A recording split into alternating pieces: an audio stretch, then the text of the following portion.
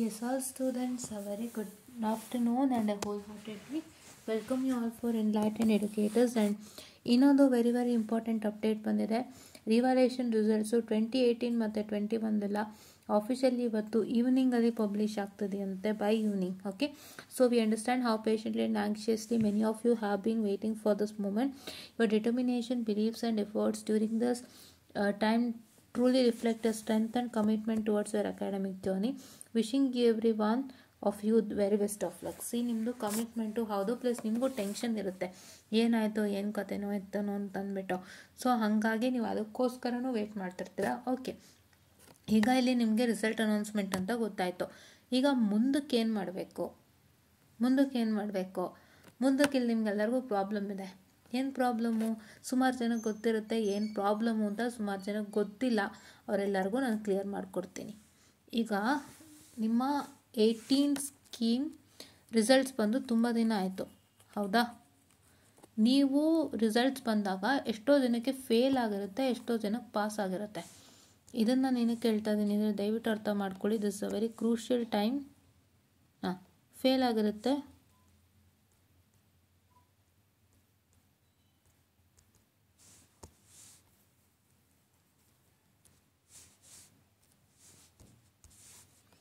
ಎಷ್ಟೋ ಜನದ್ದು ಫೇಲ್ ಆಗಿರುತ್ತೆ, ಎಷ್ಟೋ ಜನದ್ದು ಪಾಸ್ ಆಗಿರುತ್ತೆ. ಫೇಲ್ ಆದವ್ರು ಏನು ಮಾಡ್ತೀರಾ, ರಿವ್ಯಾಲ್ಯೂಯೇಷನ್ ಅಂತ ಹಾಕಿದ್ದೀರಾ, ಹೌದಾ? ಇವತ್ತು ಅದ್ರ ರಿಸಲ್ಟ್ಸ್ ಬರ್ತಾ ಇದೆ, which is going to be coming on today, right? ಏನಾಗಿದೆ, ಅದೇ ಟೈಮ್ಗೆ ಮಧ್ಯದಲ್ಲಿ ಅಂದರೆ without informing a revaluation result ಅವ್ರೇನು ಮಾಡಿದ್ದಾರೆ, ನಿಮ್ಮ ಎಕ್ಸಾಮ್ ಅಪ್ಲಿಕೇಶನ್ನ ಕೊಟ್ಬಿಟ್ರು. ಕರೆಕ್ಟ್ ಅಲ್ವಾ? ಸುಮಾರು ಜನಕ್ಕೆ ಇದು ಗೊತ್ತಿರಲ್ಲ ಏನು ಎತ್ತ ಅಂದ್ಬಿಟ್ಟು ಮತ್ತೆ ಕೇಳ್ತೀರಾ ಅಂತ. I am telling it you in detail. Fine, exam application ಕೊಟ್ಬಿಟ್ರು, ಯಾವುದು 18 ಸ್ಕೀಮ್ದು. ಏನಕ್ಕೆ? ಮಕ್ಕಳು ಅಪ್ಲೈ ಮಾಡಲಿ ಅಂತ. ಇತ್ಲ ಕಡೆ ನಿಮ್ಮದೊಂದು ಸಬ್ಜೆಕ್ಟ್ ಫೇಲ್ ಆಗಿದೆ, ರಿವ್ಯಾಲ್ಯೂಯೇಷನ್ಗೆ ಹಾಕಿದ್ದೀರಾ, correct? You have put for revaluation.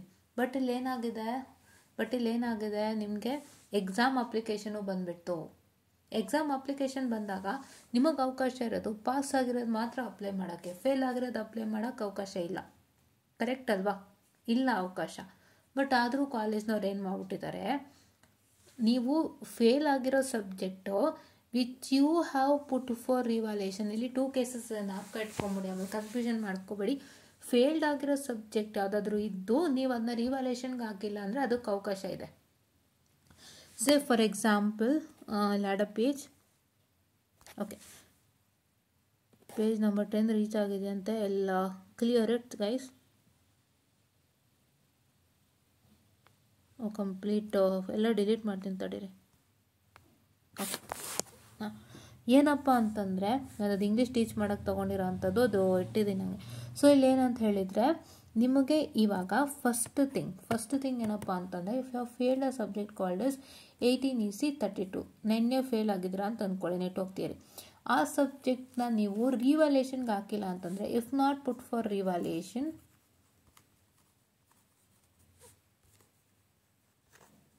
ಆರ್ವಿಗೆ ಹಾಕಿಲ್ಲ ಅಂತಂದರೆ ಆ ಸಬ್ಜೆಕ್ಟ್ನ ನೀವು ಎಕ್ಸಾಮಲ್ಲಿ ಅಪ್ಲೈ ಮಾಡ್ಬೋದು. ಈಗೇನು ಎಕ್ಸಾಮ್ ಅಪ್ಲಿಕೇಶನ್ ಬಿಟ್ಟಿದ್ರು 18 ಸ್ಕೀಮ್ ಮಕ್ಕಳಿಗೆ, ಅಲ್ಲಿ ಅಪ್ಲೈ ಮಾಡ್ಬೋದು. ಕರೆಕ್ಟಾ? ಓಕೆ, ಫಾರ್ ಎಕ್ಸಾಂಪಲ್ ಈ ಸಬ್ಜೆಕ್ಟ್ನ ನೀವು ಆರ್ವಿಗೆ ಹಾಕಿದರೆ,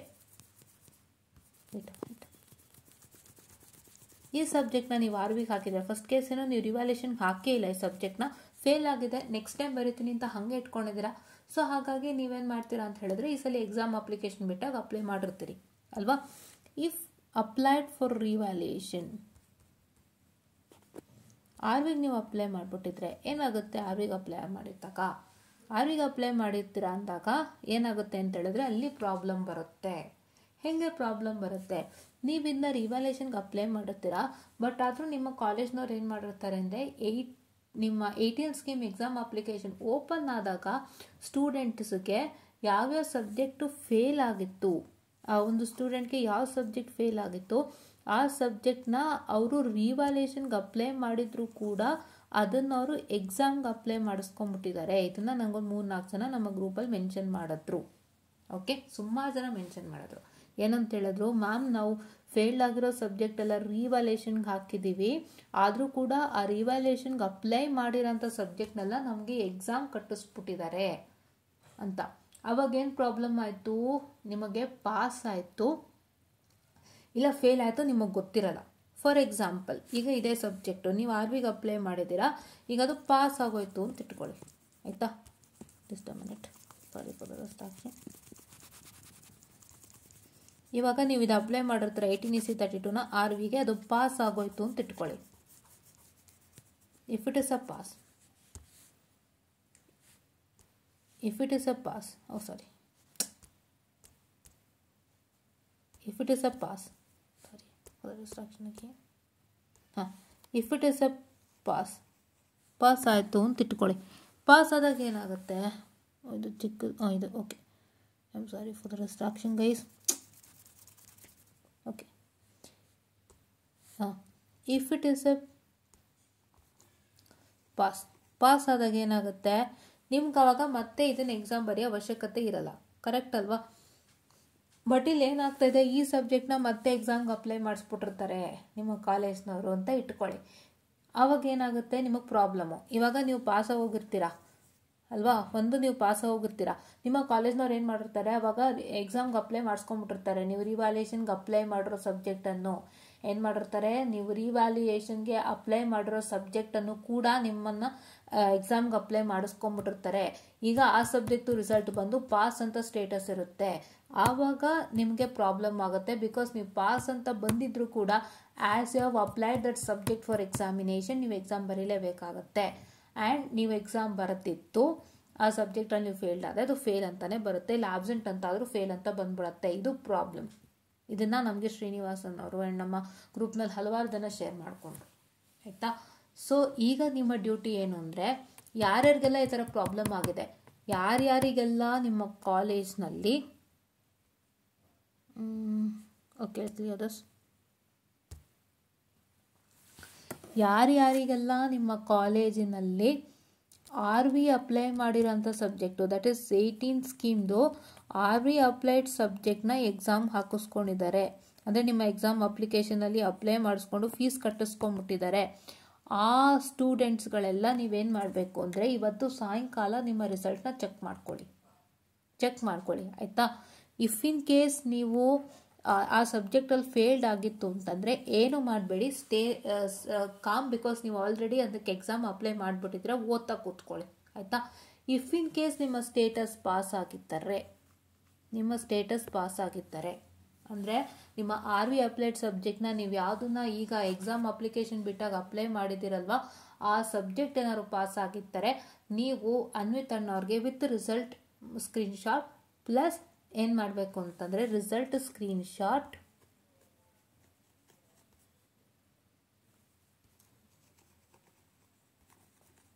ಪ್ಲಸ್ ಪೇಮೆಂಟ್, ಅದು exam application screenshot, not payment ಹೌದು,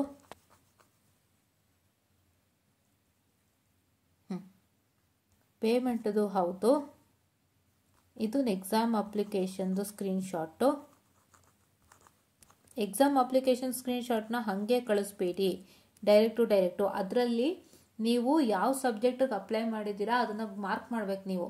ಅಂದರೆ ನಿಮ್ಮ RV ಸಬ್ಜೆಕ್ಟ್ ಯಾವುದು ನಿಮ್ಮ ಎಕ್ಸಾಮ್ ಅಪ್ಲಿಕೇಶನ್ನಲ್ಲಿ ನೀವು ಅಪ್ಲೈ ಮಾಡಿರೋ ಅಂಥದ್ದು, ಆ ಒಂದು ಸಬ್ಜೆಕ್ಟ್ ಈಗ ಕರೆಂಟ್ ಪಾಸ್ ಆಗಿದೆನಲ್ವ, ಅದನ್ನು ಮಾರ್ಕ್ ಮಾಡಿ. ಅದನ್ನು ಮಾರ್ಕ್ ಮಾಡಿಬಿಟ್ಟು ಏನು ಮಾಡಬೇಕಂತ ಹೇಳಿದ್ರೆ, ನೆನಸ್ಲಿ ಬರಿತೀನಿ ನೋಡಿ ನೀಟಾಗಿ. ಏನು ಮಾಡಬೇಕು, ನಿಮ್ಮ RV ರಿಸಲ್ಟು ಶೀಟು, ರಿಸಲ್ಟ್ದು ಸ್ಕ್ರೀನ್ಶಾಟು ಪ್ಲಸ್ ನಿಮ್ಮ ಎಕ್ಸಾಮ್ ಅಪ್ಲಿಕೇಶನ್ ಸ್ಕ್ರೀನ್ಶಾಟ್. ಎಕ್ಸಾಮ್ ಅಪ್ಲಿಕೇಶನ್ನ ಸುಮ್ಮನೆ ಸ್ಕ್ರೀನ್ಶಾಟ್ ಕಳಿಸ್ಬೇಡಿ, ಯಾವುದು ನಿಮ್ಮ ರಿವ್ಯಾಲ್ಯೂಯೇಷನ್ ಸಬ್ಜೆಕ್ಟು ಮತ್ತು ಅದನ್ನು ನೀವು ಮಾರ್ಕ್ ಮಾಡಬೇಕು ಆಯಿತಾ. ಅದನ್ನು ಮಾರ್ಕ್ ಮಾಡಬೇಕು, ನಿಮ್ಮ ರಿವ್ಯಾಲ್ಯೂಯೇಷನ್ ಸಬ್ಜೆಕ್ಟ್ ಯಾವ್ದು ನೀವು ಎಕ್ಸಾಮಲ್ಲಿ ಕಟ್ಟಿಬಿಟ್ಟಿದ್ದೀರಲ್ಲ ಅದನ್ನು. ಇವಾಗ as I told you 18EC32 ನಿಮ್ಮ ರಿವ್ಯಾಲ್ಯೂಯೇಷನ್ ಸಬ್ಜೆಕ್ಟ್ ಆಗಿತ್ತು, ನೀವು ಅದನ್ನು ನಿಮ್ಮ ಎಕ್ಸಾಮ್ನಲ್ಲಿ ಕಟ್ಟಿಬಿಟ್ಟಿದ್ದಾರೆ, ನೀವು 18EC32 ಅಂತ ಮಾರ್ಕ್ ಮಾಡ್ಬಿಟ್ಟು ಅಲ್ಲಿ ಕಳಿಸ್ಬೇಕು ಅವ್ರಿಗೆ, ಮಾರ್ಕ್ ಮಾಡ್ಬಿಟ್ಟು ಇದು ಮಾಡಬೇಕು. ಆಮೇಲೆ ಪ್ಲಸ್ ಪೇಮೆಂಟ್ ಸ್ಕ್ರೀನ್ಶಾಟ್, ಅದಕ್ಕೂ ಪೇಮೆಂಟ್ ನಾವು ಮಾಡಿದ್ದೀವಿ ಅಂತ ಇನ್ಫಾರ್ಮ್ ಮಾಡಿ ಸಾಕು, ಸ್ಕ್ರೀನ್ಶಾಟನ್ನು ಮಾಡ, try to inform that we have paid ಅಂತ ಅಷ್ಟೇ. ಕೆಲವೊಂದು ಲೀಕ್ ಮಾಡಬಾರ್ದಲ್ವ, ಬೇಡ, ಪೇಮೆಂಟ್ ಏನು ಲೀಕ್ ಮಾಡಬೇಡಿ, ಜಸ್ಟ್ ಹೇಳಿ ಎಕ್ಸಾಮ್ಗೆ ಅಪ್ಲೈ ಮಾಡಿದ್ದೀವಿ ಅಂದರೆ ನೀವು ಪೇಮೆಂಟ್ ಮಾಡೋತ್ತರ ಅಂತಲೇ ಅರ್ಥ ಅಲ್ವಾ. Okay, so exam application screenshot ಕಳಿಸ್ಬಿಟ್ಟು ನೀವು ಅವ್ರಿಗೆ ಏನು ಹೇಳಬೇಕು ಅಂದರೆ, ಹೆಲೋ ಅಣ್ಣ, very good evening. So in our college what they did was like we have applied the subject for we are an 18 scheme student. First ನೀವು scheme mention ಮಾಡಿ 18 scheme student. We have applied for revaluation of this particular subject, but but at this point of time we had got a time to ನಿಮ್ಗೆ ಯಾವ ಟೈಮಲ್ಲಿ 18 scheme exam application ಹಾಕ್ಲಿಕ್ಕೆ ಅವಕಾಶ ಬಿಟ್ಟರು ಅದನ್ನು mention ಮಾಡಬೇಕು. ಈ ಡೇಟಿಂದ ಈ ಡೇಟಲ್ಲಿ ನಮಗೆ 18 ಸ್ಕೀಮ್ದು ಎಕ್ಸಾಮ್ಗೆ ಅಪ್ಲೈ ಮಾಡಲಿಕ್ಕೆ ಅವಕಾಶ ಬಿಟ್ಟರು. ಆ ಸಮಯದಲ್ಲಿ ನಮ್ಮ ಟೀಚರ್ಸು ಏನು ಮಾಡಿದ್ದಾರೆ ಅಂತಂದರೆ, ಸೊ ನಮಗೆ ಯಾವ್ಯಾವುದನ್ನ ನಾವು ರಿವ್ಯಾಲ್ಯೂಷನ್ಗೆ ಅಪ್ಲೈ ಮಾಡಿದ್ವಿ ಬ್ರದರ್ 18 ಸ್ಕೀಮ್ದು, ಅದನ್ನು ಕೂಡ ಅವ್ರು ಎಕ್ಸಾಮ್ ಕಟ್ಟಿಸ್ಕೊಂಡ್ಬಿಟ್ಟಿದ್ದಾರೆ. Before announcement of the revaluation results ಅವರು ನಮಗೆ ಎಕ್ಸಾಮ್ ಕಟ್ಟಿಸ್ಕೊಂಡ್ಬಿಟ್ಟಿದ್ದಾರೆ ಅಂತ ಅಂದ್ಬಿಟ್ಟು ನೀವೇನು ಮಾಡಬೇಕು ಅಂತ ಹೇಳಿದ್ರೆ ಹೇಳಬೇಕಾಗತ್ತೆ. ಅವ್ರಿಗೆ ಕರೆಕ್ಟಾಗಿ ನೆನ್ಪಿಟ್ಕೊಳ್ಳಿ. ಏನು ಹೇಳಬೇಕು, ಫಸ್ಟ್ ಅವರು ಗ್ರೀಟ್ ಮಾಡಿ this is so and so student ಅಂತ ಹೇಳಿಬಿಟ್ಟು, ನೀವು ಯಾವ ಸ್ಕೀಮ್ ಅಂತ ಹೇಳಿಬಿಟ್ಟು 18 ಸ್ಕೀಮ್ ಅಂತ ಹೇಳಿಬಿಟ್ಟು ನೀವು ಹೇಳಬೇಕು, ಅಣ್ಣ we have applied for these subjects ರಿವ್ಯಾಲ್ಯೂಷನ್ಗೆ ಇಷ್ಟು ಸಬ್ಜೆಕ್ಟ್ನ ಅಪ್ಲೈ ಮಾಡಿದ್ವಿ. Applied these subjects 18 scheme subjects for revaluation and we have got our results as pass status. But now what is the problem is at this particular point of time, ಯಾವ ಟೈಮಲ್ಲಿ application ಹಾಕ್ಲಿಕ್ಕೆ ಅವಕಾಶ ಕೊಟ್ಟಿರೋದು ಹೇಳಿ, at this point of time we had an opportunity to apply for 18 scheme examinations which is to be held on that is year June-July 2025, wherein our professors applied for the exam for the subjects which we have put for revaluation this time, but we have got the result status as pass. So I kindly request you to look at it and provide us some solution ಅಂತ ಹೇಳ್ಬಿಟ್ಟು ಬೇಗ ಕೇಳ್ಕೋಬೇಕು. ಯಾಕೆಂತಂದರೆ ಇವಾಗ ಇನ್ನೊಂದು ಅವಕಾಶ ಕೊಡ್ತಾರಂತೆ exam apply ಮಾಡಲಿಕ್ಕೆ after you get your results. So ಹಂಗಾಗಿ ಅಷ್ಟರಲ್ಲಿ ನೀವು ಇದಕ್ಕೆ ಪ್ರಾಬ್ಲಮ್ನ ಸೊಲ್ಯೂಷನ್ನ ಕಂಡುಕೋಬೇಕು. ಇಲ್ಲಾಂದರೆ ನೀವು ಮತ್ತೆ ಖಾಲಿ ಕೂತ್ರೆ ಮತ್ತೆ ನೀವು ಎಕ್ಸಾಮ್ ಬರೀಬೇಕಾಗುತ್ತೆ, ಅಲ್ಲಿ ನೀವು ಆಬ್ಸೆಂಟ್ ಆದರೂ ಫೇಲ್ ಅಂತ ಬರುತ್ತೆ, ಮತ್ತೆ ಫೇಲ್ಡ್ ಆದರೂ ಫೇಲ್ ಅಂತ ಬರುತ್ತೆ. ಪಾಸ್ ಆಗಿರೋಕ್ಕೆ ಈ ಪ್ರಾಬ್ಲಮ್ ಮಾಡ್ಕೋಬೇಡಿ ಆಯಿತಾ. ಯಾರ್ಯಾರ್ದೆಲ್ಲ ಪಾಸ್ ಆಗಿದೆ ಅವ್ರು ಮಾತ್ರ ಮೆಸೇಜ್ ಮಾಡಬೇಕು. ಫೇಲ್ಡ್ ಆದವರು ಸುಮ್ಮನೆ ಓದೋಕ್ಕೆ ಶುರು ಮಾಡಿ, ನಿಮಗೆ ಸಂಬಂಧಪಟ್ಟೇ ಇಲ್ಲ ಅದು. ಯಾರ್ಯಾರೆಲ್ಲ ಪಾಸ್ ಆಗಿರ್ತೀರಾ, ಯಾರ್ಯಾರೆಲ್ಲ ಅಪ್ಲೈ ಮಾಡಿಬಿಟ್ಟಿರ್ತೀರಾ ಅವ್ರುಗಳು ನೀವು ರಿಕ್ವೆಸ್ಟನ್ನು ಮಾಡ್ಕೋಬೇಕಾಗತ್ತೆ ಅನ್ವಿತ್ ಬ್ರದರ್ಗೆ. ಓಕೆ, ಇಷ್ಟು ನೀವು ಮಾಡ್ತೀರಾ ಅಂತ ಅಂದ್ಕೊತೀನಿ.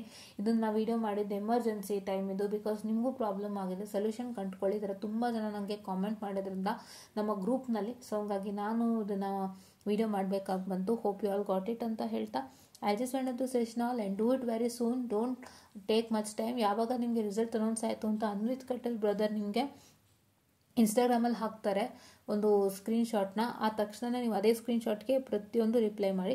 ಇಲ್ಲ ಅಂತಂದರೆ if not possible text him separately after the results announced immediately check ಮಾಡಿಬಿಟ್ಟು ಇದು ಮೆಸೇಜ್ ಮಾಡಿ ಆಯಿತಾ. ಸೊ ಇದು ಯಾರು ಮೆಸೇಜ್ ಮಾಡಬೇಕು, ಪಾಸ್ ಆಗಿರೋ ಸ್ಟೂಡೆಂಟ್ಸ್ ಮಾತ್ರ ಮೆಸೇಜ್ ಮಾಡಬೇಕು. ಬಿಕಾಸ್ ನಿಮಗೆ ಪ್ರಾಬ್ಲಮ್ ಪಾಸ್ ಆಗಿರೋರು ಪ್ಲಸ್ ಆರ್ ವಿ ಸಬ್ಜೆಕ್ಟ್ನ ಎಕ್ಸಾಮಿನೇಷನ್ಗೆ ಅಪ್ಲೈ ಮಾಡಿಬಿಟ್ಟಿರೋರು. ಈಗ ಆರ್ ವಿಗೆ ಅಪ್ಲೈ ಮಾಡಿರೋಂಥ ಸಬ್ಜೆಕ್ಟ್ನ ಎಕ್ಸಾಮಿನೇಷನ್ಗೆ ಅಪ್ಲೈ ಮಾಡಿಬಿಟ್ರಂಥ ಸ್ಟೂಡೆಂಟ್ಸ್ಗಳು ಮಾತ್ರ ನೀವು ಮೆಸೇಜ್ ಮಾಡಬೇಕಾಯ್ತಾ.